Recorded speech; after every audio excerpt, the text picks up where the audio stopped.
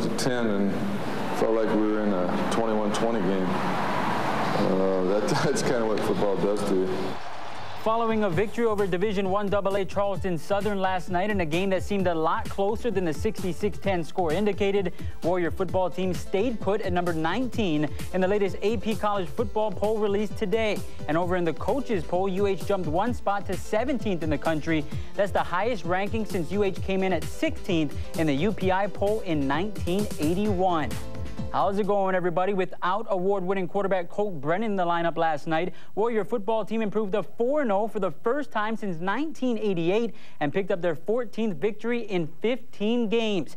Junior quarterback Tyler Grunke got the start as Brennan rested his sprained right ankle, had a roller coaster first half, throwing an interception in the Warriors' very first offensive play of the game. One of 2 picks in the half for Grunke as UH struggled, leading just 21-10 at halftime. Defensive back Ryan Mouton, though, opened the second half with a bang, scored for the second straight week, this time going 90 yards to pay dirt, making it 28-10 UH. That set the tone, and Grunke took over from there.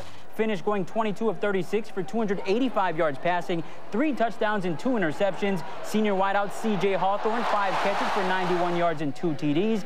And third-string wingman Inoke Funaki got some PT as well. Kahuku grad, 6 of 9, 78 yards and 2 scores. Warriors are 4-0, but there's room for improvement. It was an ugly win, for me anyway. But that's just because our expectations are higher than they've ever been. You know, we're a team, and I got to be able to step in whenever I'm called, and that's what I did tonight. I didn't play too well. I'm not really happy with my performance, but, you know, we pulled off the victory, and that's what matters. We have goals we want to accomplish, and we feel like we could be one of the top defenses in the nation, and we got to go out and prove it. It's something that, you know, we talk amongst ourselves, but we got to show it on the field. You know, I haven't been there in a while. Well, I've been there last year, so it feels pretty good. But high school, you know, being an offensive player on the field, you love to get that joy back. It's something about scoring touchdowns.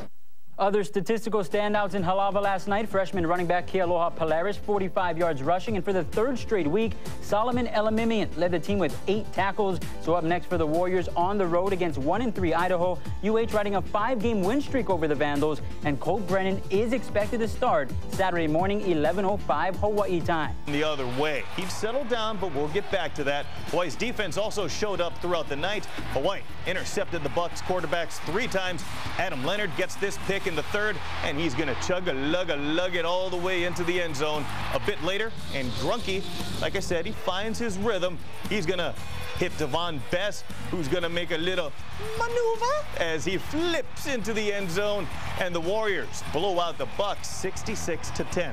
So Grunke goes for 285 yards through the air with 3 touchdowns to go along with 2 interceptions. The Warriors improved to 4-0 for the first time since 1988. Next up for Hawaii, they hit the road for a WAC game against the 1-3 Idaho Vandals.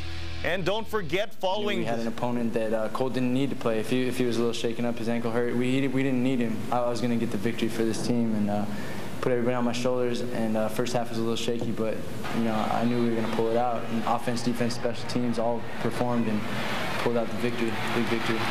Everything came through, to the pressure on the quarterback, to making errant throws, DBs making plays on the ball, and that's just going to continue to happen that way. I think you can see week by week our defense is getting better, we're getting more sound, and I'm looking forward to things that come against the top-ranked teams.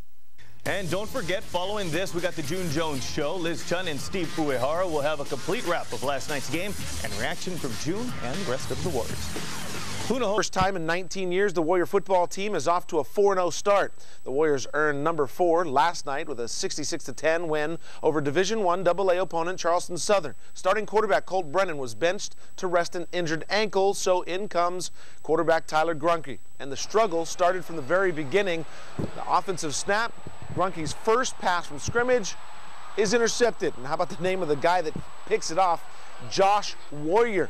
Now the Warrior defense held tough for the first 2 CSU possessions, holding the Buccaneers to 3 and out, and then Tyler gets it going. 70 yards in 8 plays, hitting C.J. Hawthorne with a 28-yard touchdown, 7-0 Hawaii, but 2 possessions later, it was a tie ball game. Eli Bird hits D. Brown in stride. He's gone, and we're all tied up at 7. But Hawaii would get a couple more in the second quarter. A Kealoha Polaris 16-yard touchdown run does the trick, and then Grunke decides to take this one in for himself, a 6-yard run. It was 21-10 at the half. So we go to the second half, and it was a much different story there. Opening kickoff, Ryan Mouton takes it, he's got some confidence, and he's gone. 90-yard touchdown return, Hawaii just like that, up 28-10 without the offense even stepping on the field. In fact, it would be a while before they do hit the field. In a matter of less than a minute and a half, this time there's a touchdown on defense.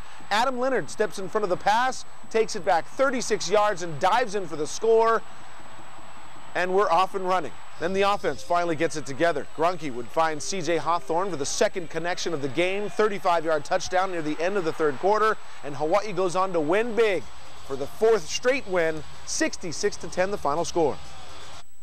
I was getting a little frantic first half, not exactly hitting my targets, going through my progressions in my head, but it finally settled down, and Coach knew I could do it. I knew I could do it, and hope I didn't let down everybody's expectations because of what Colt has done here. But you know, I'm my own person. I make my own plays, and I'm just going to get better from here. You know, we're a team, and I got to be able to step in whenever I'm called, and that's what I did tonight.